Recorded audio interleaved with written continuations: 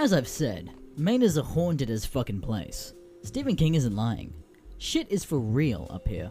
The following spring, after Murder Mountain, Central tells me the family is back, and they want to go down to the east. Holy fuck, far away. Hey, new Escalade. I don't like the family anyway. By the way, piss and shit smell wouldn't leave the air system of the SUV, so we ditched it and upgraded to a new one. Roll up to the airport. Everyone's happy to see me. Dad shakes my hand and asks me how the Burger Baron is doing. Tell him I haven't heard from him in a while. We laugh again about him. So it's a long ass ride from the airport to Eastport. Naturally, they pick up an old ass B&B to stay in. However, I opt out of chilling with them, and a book room right on the water. They're about 15 minutes away from me. Dad asks if I want to stay, and I tell them they should enjoy their week together, and then I smoke. He understands, and we exchange cell phone numbers. So, the first night, I'm sitting on the back deck of this place, outside of the restaurant downstairs, smoking with a guy from New York who really hates Maine, but his wife loves it. I'm fucking fed up with this wilderness shit, he tells me, waving his Jack and Ginger around. I know what it is because I ordered a peach smoothie, and the bar handles everything but coffee and soda. I'm preaching to the choir. If I could afford it, I'd be in Japan. Why Japan? Really? You don't know why? No, it's full of sex for... Oh! I tip smoothly to him. We tap glasses and laugh. I hear a splash below us. Mind you, the deck hangs out over the water by a good 8 to 10 feet. I put my drink down and step to the railing, leaning over. It's just a gentle tide smacking against the rocks. Just sounded like splashing. Paranoid after Murder Mountain. Just sit back and light up another cigarette. New Yorker asked me what's up. I thought I heard a struggle down there. Standing on the balcony outside my room, looking over at the moonlit bay. Damn, if it didn't suck so hard out here. Smoking again, tapping a can of Pepsi against the railing. Hear the splashing again. Look down, and I can see the rocks again. Lots of bubbles down there now. Tides aren't shifting. Hey! Anybody down there? I shout down. No reply, just more bubbles from the rocky area. I shrug it off. Some scary ocean shit. I tap the ashes off my cigarette and lay my head against the railing. It's quiet, apart from the splashing. It stops suddenly. I look again, and my Pepsi's getting sucked out of my hand. I'm on the 3rd floor, mind you. Swoop! Down into the bubbles. Fuck! I throw my cigarette after it, and I turn away from the railing. The splashing starts again, and my Pepsi can is smacking against the rocks. The smacking gets rhythmic. Tap, tap, tap. Pause, pause, pause. Tap, tap, tap. Pause, pause, pause. I go down and put an end to the noise. There's a rocky beach down there under the deck, and I climb down to get the Pepsi can. Why the fuck am I doing this? Oh yeah, too paranoid to listen to the ghost tap the can all night. I lean out over the rocks and grab the can. I pull it up out of the water and dump the seawater out of it. I climb back up from the beach and toss the can in the trash nearest where I climbed up from. As soon as the can hits the bottom of the barrel, I hear the boat rub up against the dock. Shit, fuck, it's gonna eat me!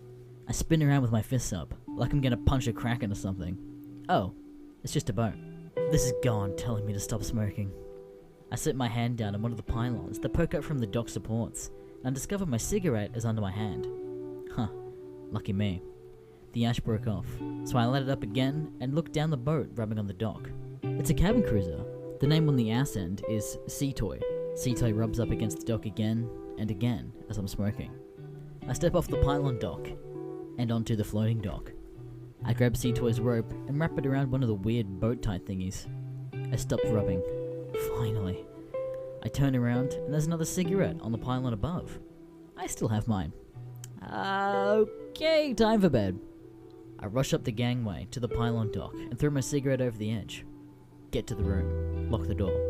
No. Too much lactose. You're having visions. I pull the shades over the glass door that leads into the balcony. Early in the morning, I wake up to find that the curtains are knocked off the railings and the glass door is wide open. Oh god, it knows where I sleep. I fix everything as best as I can and lock the balcony door this time. The family and I explore Eastport for a while before they rent a sailboat and go off pretending to be pirates. At the hotel, the New Yorker says he heard me last night. I tell him what happened, and he laughs at me and offers to buy me breakfast. We have breakfast. His wife nags him to go sailing. I guess they sailed up here. My face when he owns Sea Toy. I spend the morning sipping Pepsi and texting a friend back home about what's going on. The splashing starts again. I ignore it and go inside again to my room all messed up. The housekeepers say it's not them. When Dad, Mum and kids get back, I ask them if there's a room at the B&B. I stay with them for the rest of the weekend. But it gets better. Holy fuck does it go off the rails next. At the Eastport Inn, the owners have hired a medium to entertain the guests tonight. Springtime spooky shit? What the fuck? So I hang out with Dad in the back of the den, while the family and a couple of newlyweds get right into the action. This gypsy-looking woman comes into the room, and the owners shut off the lights and light candles. Here we go. Dad and I have to shut off our phones. Makes the ghost mad. Sure. We both watch as this lady starts walking around the room, waving her hand over people's heads. She says some superficial stuff about the kids and the newlyweds. Tells Mum and Dad think she's pretty. Duh. Gets to me. I give her a glare. She smirks and grabs my cheeks. And you've been marked. The fuck you say? Marked? I'm freaking out. You're marked. Something to do with your smoking. Oh, hell nah! I pull my hands from my face, and Dad waves her off. What was that all about? He asks. I explain the cigarette and sea toy, my room, and the splashing. He shakes his head. He doesn't know about the murder mountain, by the way.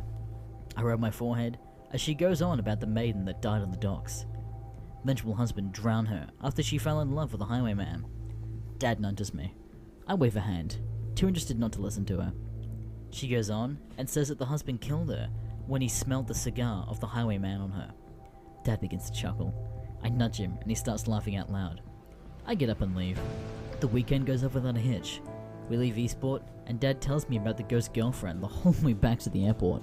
Last summer, get a call from Central to go pick up one of the shitty hotels across town. I wheel in and pick up a scraggly looking guy. Long hair, balding on top, smells like piss and weed. He asked me to turn off the car radio on my taxi radio. I can't get communications with Central. Just don't talk on it while I'm in here. Fair enough. We go to Goodwill. He pays in quarters and gets out. Joy. Laundry money. A few hours go by and I get called to go get him. He comes out with a card load of 80s tech. Radios, alarm clocks, radio players, phones, and a couple of TVs. Oh, fuck me. I help him load all of it, and we go back to the hotel, but stop at a mom and pop and food shop so he can pick up a couple of bags of frozen dinners. Nice. So I help him unload the stuff into the hotel room. Room smells like piss and weed. He pays in quarters again. Hello, Coinstar. The next day, I get a call to go get him again. I wheel in and find him standing outside of his room, facing the door, dressed as Captain Jack Sparrow. One of those buycostumes.com ones. Fake hair, sticky beard, shirt, hat, the works. He slides on a pair of Men in Black shades and gets in the back. Ahoy, Captain! Where we be heading? Funny. Goodwill again. Shut the radio off. Good enough. He asks me to wait while he goes in. He comes back with 2 gigantic speakers and we load them up. I help him unload them. He's nailed the radios to the walls, and the clocks are hung like Christmas lights. The record players are playing in reverse, and the TV screens are linked with a bare copper wire in the shape of a square. He pays in quarters again.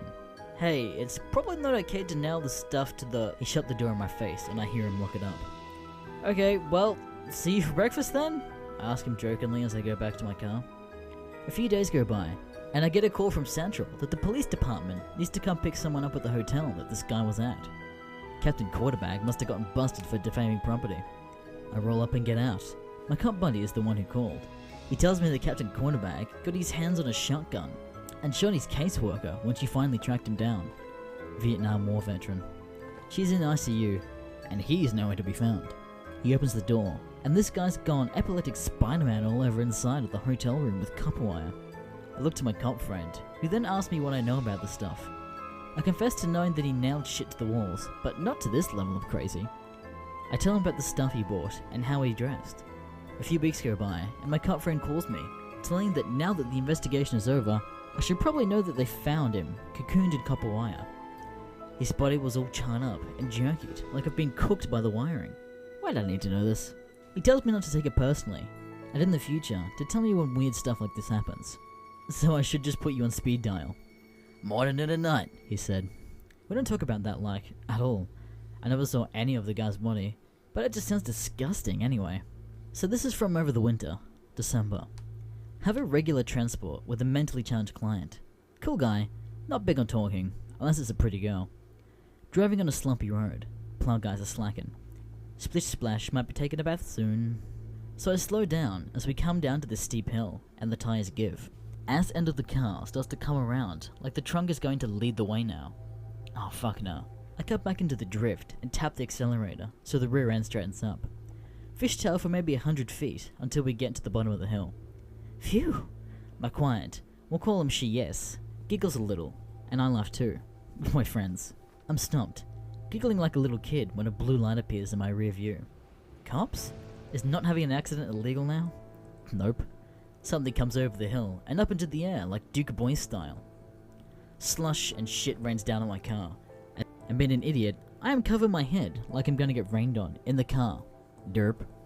Blue light comes over the top of the taxi. 8 AM in December. Ollie Mr. Sun is just getting up. Orange skies frame the icy blue triangle that glides just above my car and slows down, like it's saying sorry. Show you yes, leans up to the glass of the windshield and looks at it. I keep away from the glass. It doesn't fly away, it just fades out. It kinda reminded me of condensation evaporating of cold glass. Show you yes doesn't remember like I do. He just remembers me being a dumbass and nearly getting us killed pretending to be Paul Walker.